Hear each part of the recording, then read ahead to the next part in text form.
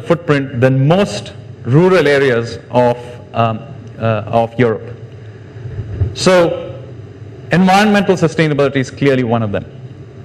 Second, we clearly want our cities to be economically sustainable as well. No point in having a very environmentally sustainable city if it's not ecologically, economically viable. So we want cities that encourage networks, they encourage human capital clustering, and so on. And third, of course, we want our cities to be socially sustainable. We want them to have good quality of life and be socially inclusive, and so on. Now, what is walkability? Walking is about thinking of an urban design paradigm that allows the average citizen to use walking as an important, if not predominant, way of living his life, work or play.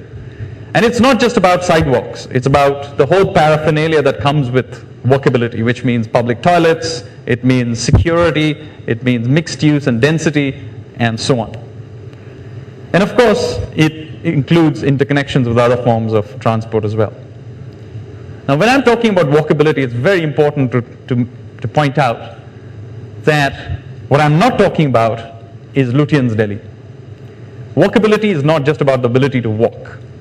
Lutyens' Delhi, as you can see in this photograph, has a lovely place to walk, but in fact, it's impossible to live your life walking there.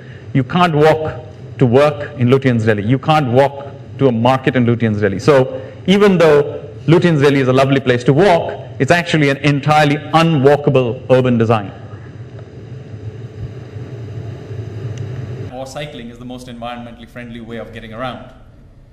But many people do not realize that every form of public transport is eventually dependent on the last mile and the first mile being walkable. In other words, when you're talking about public transport of any kind, you're really talking about walking, and if you do not create the walking systems, it is meaningless to create any public transport system. And so a city that's meant to be walked must, a city that needs to be designed for public transport has to be a walkable city. But it is also true that you need to bring in all kinds of other design elements to create a city that is walkable. Things like density. You have to make cities dense if you want to make them walkable. You have to make them mixed use. You have to create public spaces. All the good stuff that we want for our cities immediately come up when you begin to design a city for being walking. This is probably the simple thing to explain, but it's much more difficult to explain is the fact that walking is actually massively valuable as an economic clustering mechanism.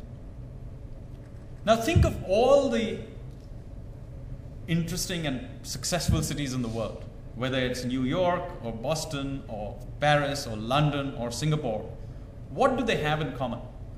And one of the things they all have in common is that they are eminently walkable. Why does it matter? And the reason it matters is that the reason cities, and particularly 21st century cities, generate value is that they cluster human capital. They create random networks of interaction. It takes it upon itself to cluster itself in tiny spaces like Wall Street or the City of London because it matters. The random interaction of information and ideas that happens in a walkable space is very, very massively, in fact, valuable economically. And finally, of course, social inclusion. Walking is a way of getting about that both the rich and the poor can do, but more importantly, it enables, as I said, many other forms of transport, like public transport. Now, Bombay is a good example and illustration of this. There is perhaps no city in the world that has as extreme distributions of wealth and income than Bombay. And yet, those of you who live and worked in Bombay will know that Bombay is at another level an extremely egalitarian city. Why is it an egalitarian city in its ethos? And the reason for that is public transport. Now think about Bombay. You have riots between people of different languages, you have riots between people and frictions of people of different religions, but there's never in Bombay been a riot between the rich and the poor. And again, the reason for that is that everybody in Bombay at some point in their life uses the train system. Everybody at some point of their life has gone for a walk along Marine Drive. And that creates a social interaction, a certain shared experience, which is extremely important. And that is why Bombay, much more than any other city in India, despite all its extreme differences in income, is a very, very egalitarian city.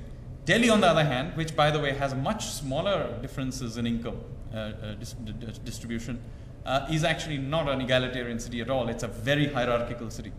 And the reason for that, again, is the reason I just showed you. It is an unwalkable city. This Lutyens' Delhi, for example, is designed essentially to strengthen that hierarchy.